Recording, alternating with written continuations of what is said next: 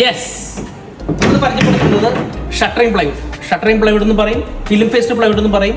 ഇത് നമ്മളുടെ ബിൽഡിങ്ങിൻ്റെ ബേസ് നമ്മൾ കൺസ്ട്രക്ട് ചെയ്യണമെന്നുണ്ടെങ്കിൽ, നമ്മുടെ വീടിൻ്റെ ഫൗണ്ടേഷൻ നമ്മൾ കൺസ്ട്രക്ട് ചെയ്ത് തുടങ്ങുമ്പോൾ തന്നെ നമുക്ക് ഉപയോഗിക്കാൻ പറ്റുന്ന മെറ്റീരിയലാണ്.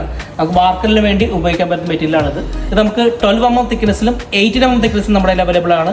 12 mm 26 kg, 30 kg, 34 kg available ആണ്. അതുപോലെ 18 mm നമുക്ക് വേണ്ട രീതിയിലുള്ള ഡെൻസിഫൈഡ് ആയിട്ടുള്ള മെറ്റീരിയൽ നമ്മുടെ അവൈലബിൾ ആണ്.